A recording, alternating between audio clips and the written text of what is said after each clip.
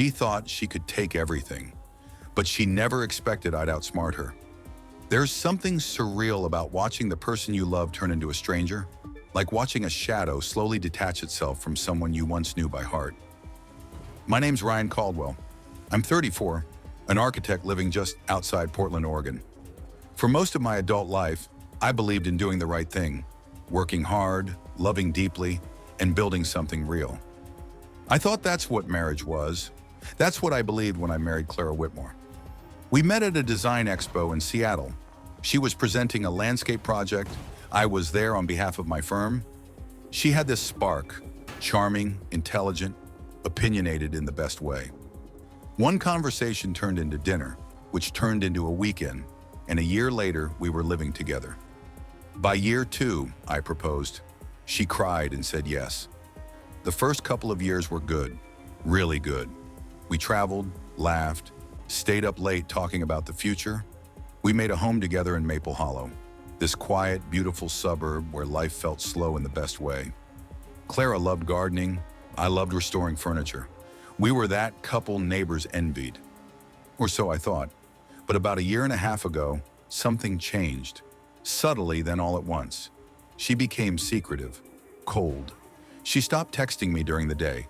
Our dinners went from warm conversations to silent chewing in front of the TV. She used to greet me with a smile when I got home. Now she barely looked up.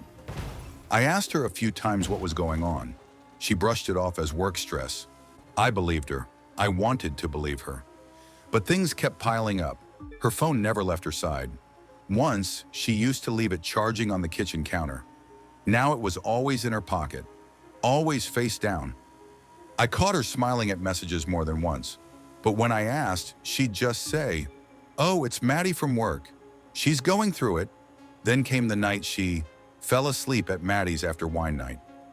That was the moment I knew something was deeply wrong. Clara didn't even like wine nights. And Maddie? She lived across town. No call, no check-in, just a vague morning text. "Sorry." Too much wine. Stayed over. I'm not a jealous guy. I've never been one to snoop or make accusations. But this wasn't just paranoia. It was instinct. So I did something I never thought I'd do. I quietly started preparing for the worst. The plan, I didn't confront her. Instead, I observed. I went to my college friend Devin, who had gone into family law, and asked what someone should do just in case they suspected their spouse might try to screw them over in a divorce. He didn't even blink. He said, "Protect your assets." Quietly, legally. At first it felt wrong, like I was betraying her somehow. But the more I thought about it, the more I realized she had already checked out of our marriage. And if she was planning to leave, she wouldn't leave empty-handed. So over the next 6 weeks, I transferred the majority of my liquid assets into a trust under my mother's name. The deed to our house, originally in both our names, was refinanced solely under mine, thanks to a clause that she had signed years ago when I bought out her student debt. I had documentation. Everything was done by the book, quietly, legally. Devin made sure of that. I even moved some valuable heirlooms, my grandfather's watches, the rare art I inherited, into a secure storage unit under my business name. All traceable, all protected. Meanwhile, Clara grew more and more distant, less apologetic, more entitled. She criticized how I cooked, mocked my hobbies. One night she told me, "You've become boring, predictable. I feel like I'm trapped in a routine I didn't ask for." Those words stayed with me. The betrayal. Then came the bombshell. She asked to go away for the weekend with Maddie again. Only Maddie posted photos online of her and her boyfriend in Napa Valley the same weekend. Clara wasn't there. That Monday, I confronted her gently. "Hey, Clara, where were you this weekend? Maddie was out of town." Her face froze for a second. Then she smiled. "I just needed space. You're always so intense lately." She flipped it on me. That was the night I installed a tracker on her car.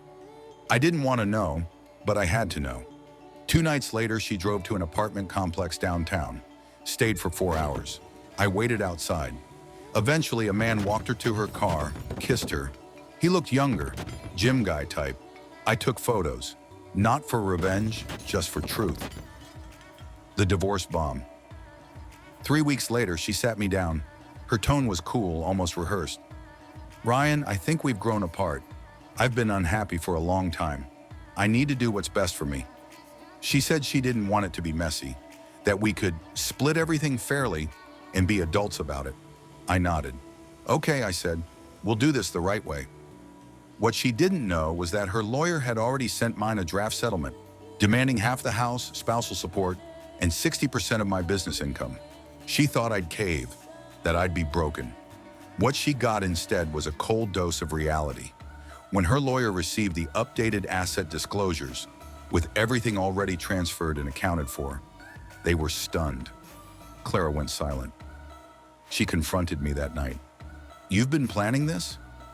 Number, I've been protecting myself, I said. You started planning this the moment you decided I wasn't enough. She stormed out. The fallout. Then came the unraveling. I didn't out her. I didn't spread the pictures. But the truth has a way of leaking out. Her affair partner, his name was Jordan, ghosted her within a month. Apparently, he had no interest in being a stepdad or long-term anything. He wanted fun. She wanted freedom and security. He offered one but not the other. Our mutual friends, once unsure, started learning the truth. Clara cried victim to anyone who would listen, claimed I tricked her, manipulated her. But the paper trail didn't lie. My calm demeanor didn't lie. Her story had holes, mine had documents.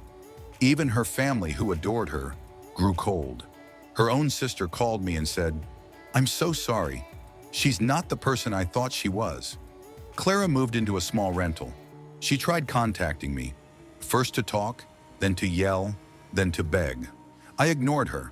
What was there to say? I kept the house, the business, and the calm. The peace was priceless. Life after her, it's been 8 months. I've repainted the house. I took up woodworking again. I adopted a rescue dog, Milo. I sleep soundly. My mom comes over for dinner on Sundays. My friends, still by my side. Clara? I heard she moved to Denver. She works a mid-level job. No big love story, just quiet now. I don't hate her. I don't wish her pain, but I don't forgive her either. She tried to take everything from me, my money, my home, my future. But in doing so, she gave me something even better. A reminder that protecting yourself isn't weakness, it's survival. And I survived.